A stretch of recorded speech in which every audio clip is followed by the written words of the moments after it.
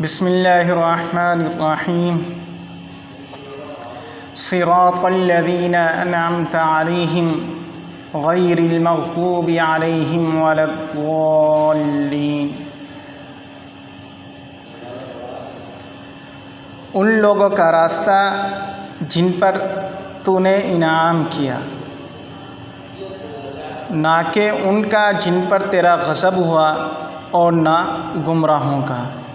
صراط الذین انعمت علیہم، صراط راستہ، الذین ان لوگوں کا جن پر انعمت علیہم تو نے انعام کیا، غیر المغضوب علیہم نہ کہ ان کا جن پر تیرا غضب ہوا، ولا الضالین اور نہ گمراہوں کا۔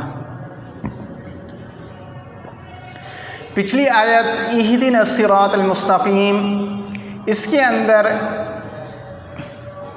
پڑھنے والے نے یہ دعا مانگی تھی کہ اے اللہ تو ہمیں سیدھا راستہ دکھا۔ آگے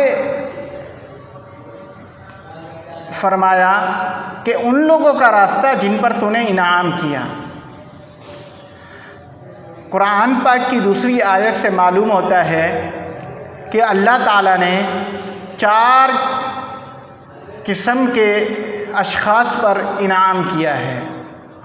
وہ آیت یہ ہے اولئک الذین انعم اللہ علیہم من النبیین والصدیقین والشہداء والصالحین، کہ اللہ تعالیٰ نے جن 4 قسم کے لوگوں پر، اشخاص پر انعام کیا ہے، ان میں پہلے نمبر پر انبیاء ہیں، دوسرے نمبر پر صدیقین ہیں، اور تیسرے نمبر پر شہداء ہیں، اور چوتھے نمبر پر صالحین ہیں، نیک لوگ۔ انبیاء اللہ تعالیٰ کے وہ برگزیدہ بندے ہیں، وہ برگزیدہ ہستیاں ہیں کہ جن سے گناہوں کا صدور نہیں ہو سکتا، ان سے گناہ نہیں ہو سکتا۔ وہ اللہ تعالیٰ کی سب سے مقبول ترین ہستیاں ہیں۔ اور دوسرا نمبر آتا ہے صدیقین کا۔ صدیقین وہ لوگ ہیں جو انبیاء کے بعد سب سے مقبول ترین ہستیاں ہیں، سب سے بڑا رتبہ انبیاء کے بعد ان کا ہوتا ہے۔ ان کا باطن کمال کو پہنچا ہوا ہوتا ہے، جیسا کہ حضرت ابو بکر صدیق رضی اللہ تعالی عنہ۔ اور تیسرے نمبر پر شہداء کا رتبہ ہے۔ شہداء وہ لوگ ہیں، وہ ہستیاں ہیں جو دین کی خاطر اپنی جان تک قربان کر دیا کرتے ہیں۔ اور چوتھے نمبر پر صالحین ہیں۔ صالحین وہ لوگ ہیں جو اپنی پوری کی پوری زندگی اتباع شریعت میں گزار دیتے ہیں، واجبات کے ساتھ ساتھ سنن کا، سنتوں کا اور مستحبات کا تک کا خیال رکھتے ہیں، یہ صالحین ہیں۔ تو فرمایا جا رہا ہے کہ ہمیں ان 4 قسموں کے جو اشخاص ہیں، جو ہستیاں ہیں، ان کے راستے پر اے اللہ ہمیں چلا۔ مغضوب علیہم کون ہیں؟ مغضوب علیہم وہ لوگ ہیں جو علم ہونے کے باوجود اور اس بات کا علم ہونے کے باوجود کہ اللہ تعالیٰ نے یہ احکام ہمیں دیے ہیں اور اس کے یہ احکامات ہیں، اس سب کچھ کے باوجود وہ ان احکام کو نظر انداز کر دیتے ہیں اور دین کی باتوں کے بدلے میں دنیا کی باتوں کو ترجیح دیتے ہیں، یہ لوگ مغضوب علیہم ہیں۔ اور یہاں پر مراد مغضوب علیہم سے یہودی ہیں۔ یہودیوں نے کہ جنہیں تورات کا علم دیا گیا، حضرت موسیٰ علیہ السلام جن کی طرف مبعوث ہوئے اور علم کے اوپر انہیں کمال حاصل ہوا، لیکن اس سب کے باوجود انہوں نے دین کو بیچا، دین کی بجائے دنیا کو ترجیح دی اور انبیاء کرام کی توہین کی، اور صرف توہین نہیں کی بلکہ انبیاء کرام کو قتل تک کیا۔ تو اللہ تعالیٰ نے ان پر اپنا غضب نازل کیا اور اللہ تعالیٰ نے ان سے اپنی ناراضگی کا اظہار کیا۔ تو یہاں پر دعا کرنے والا اللہ تعالیٰ سے یہ دعا کر رہا ہے کہ اے اللہ تو مجھے ایسا سیدھا راستہ دکھا کہ جس کے اندر جو اللہ تعالیٰ کا حکم ہو اس حکم پر مجھے عمل کرنے والا بنا۔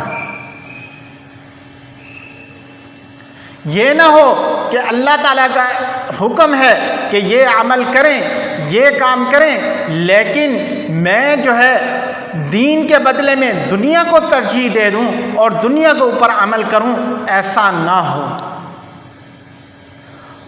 اور آگے وَلَضَّالِّينَ، اور نہ گمراہوں کا، گمراہ کسے کہتے ہیں؟ گمراہ اسے کہتے ہیں، یہاں پر گمراہ سے مراد وہ لوگ ہیں جو اپنی کم علمی کی وجہ سے اور معلوم نہ ہونے کی وجہ سے ایسی چیزیں اختیار کریں جو دین کے اندر نہ ہو اور انہیں دین کا حصہ بنائیں۔ یہاں پر اس سے مراد عیسائی ہیں، نصارہ ہیں، عیسائی لوگ، کہ انہوں نے اپنی جہالت کی بنا پر اپنے دین کے اندر وہ چیزیں داخل کر دی تھیں جو دین کے اندر تھی نہیں۔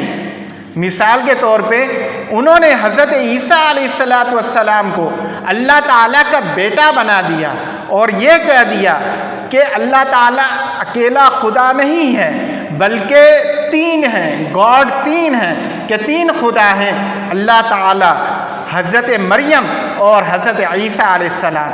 تو انہوں نے حضرت عیسیٰ علیہ السلام کو، جو در حقیقت اللہ تعالیٰ کے پیغمبر اور اللہ تعالیٰ کے بندے تھے، انہیں اللہ تعالیٰ کا بیٹا بنا دیا، یعنی کہ جو چیز دین کے اندر نہیں تھی اپنی جہالت کی وجہ سے اسے دین کے اندر شامل کر لیا۔ تو خلاصہ یہ نکلا کہ اے اللہ ہمیں وہ راستہ دکھا جو تیرے نیک لوگوں کا راستہ ہے، جو تیرے انبیاء کا راستہ ہے، صدیقین کا راستہ ہے، شہداء کا راستہ ہے، صالحین کا راستہ ہے، اس راستے پر ہمیں چلا، نہ کہ ایسے لوگوں کے راستے پر چلا جن پر تیرا غضب ہوا، اور جو گمراہ لوگ ہیں ایسے لوگوں کے راستے سے ہمیں بچا۔ الحمدللہ کہ آج ہماری سورہ فاتحہ مکمل ہو گئی، سورہ فاتحہ کی تفسیر مکمل ہو گئی۔ آگے جو ہے سورہ بقرہ اور جتنے آگے صورتیں ہیں وہ ساری کی ساری صراط مستقیم کی تفسیر ہیں، کہ اللہ تعالیٰ سے ہم نے دعا کی ہے اس صورت کے اندر کہ اے اللہ ہمیں سیدھا راستہ دکھا، تو اس سیدھا راستہ دکھانے کی تفسیر میں اللہ تعالیٰ نے آگے تمام قرآن پاک کو نازل کیا، اور وہ پوری کی پوری یہ سورہ فاتحہ کی اس دعا کی تفسیر ہے جو بندے نے سورہ فاتحہ کے اندر اللہ تعالیٰ سے مانگی ہے۔ اللہ تعالی ہم سب کو سیدھے راستے پر چلنے کی اور غلط راستے پر چلنے سے بچنے کی توفیق عطا فرمائے۔ وآخر دعوانا ان الحمد للہ رب العالمین۔